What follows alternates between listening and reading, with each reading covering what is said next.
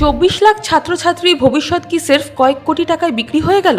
যে কোটা শহরকে ভারতের শিক্ষা কাশী বলা হয়, আজ সেই কোটার রাস্তায় নামছে ক্ষোভের সুনামি। আজ বুধবার সন্ধ্যায় রাজস্থানের কোটায় এক বিশাল ছাত্র সম্মেলনে নেতৃত্ব দিতে চলেছেন কংগ্রেস নেতা রাহুল গান্ধী। লক্ষ্য, নিট পরীক্ষার প্রশ্ন ফাঁসের মারাত্মক অভিযোগ। একদিকে কোটি কোটি টাকার স্ক্যামের গন্ধ, অন্যদিকে দেশের লাখ লাখ মেধার কান্না। আজ কোটা থেকে রাহুল গান্ধী মোদী সরকারকে কি চরম হুঁশিয়ারি দিতে চলেছেন? কেন এই নিট বিতর্ক 2026-এর ভারতের সবচেয়ে বড় রাজনৈতিক যুদ্ধ হয়ে দাঁড়ালো? বিষয়টা একটু গোড়া থেকে বোঝা যাক। ভারতের সবচেয়ে বড় ডাক্তারি প্রবেশিকা নিট নিয়ে গত কয়েকদিন ধরে তোলপাড় গোটা দেশ। প্রশ্ন উঠছে পরীক্ষার স্বচ্ছতা নিয়ে। বিহার, গুজরাট থেকে শুরু করে দেশের বিভিন্ন প্রান্তে প্রশ্ন ফাঁস চক্রের পর্দাফাঁস করেছে পুলিশ। লক্ষ লক্ষ টাকা দিয়ে পরীক্ষার আগেই প্রশ্নপত্র বিক্রি করে দেওয়া হয়েছে বলে অভিযোগ। বছরের পর বছর ধরে যে ছাত্রছাত্রীরা রাত জেগে নিজের সমস্ত আনন্দ বিসর্জন দিয়ে কোটার মতন জায়গায় হাড় ভাঙা খাটুনি খাটছে, তাদের স্বপ্ন আজ খাদের কিনারায়।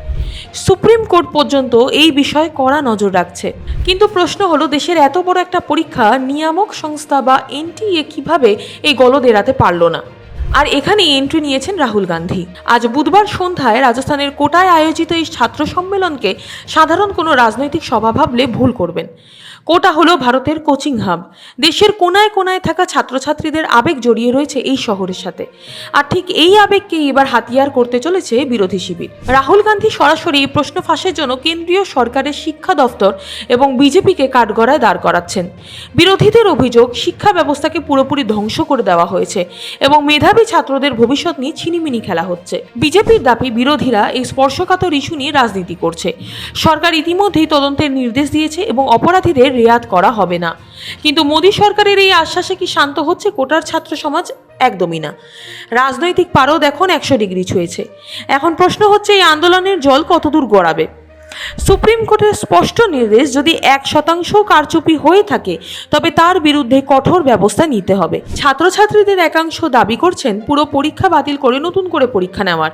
কিন্তু আবার নতুন করে পরীক্ষা নেওয়া কি আদৌ সম্ভব?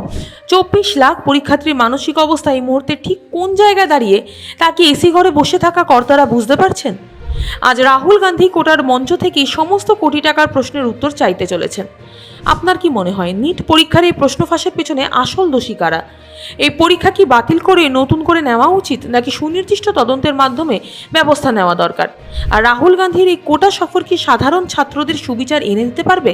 আপনার মূল্যবান মতামত অবশ্যই নিচে কমেন্ট বক্সে জানান। ভিডিওটি ইনফরমেটিভ মনে হলে লাইক শেয়ার করতে ভুলবেন না।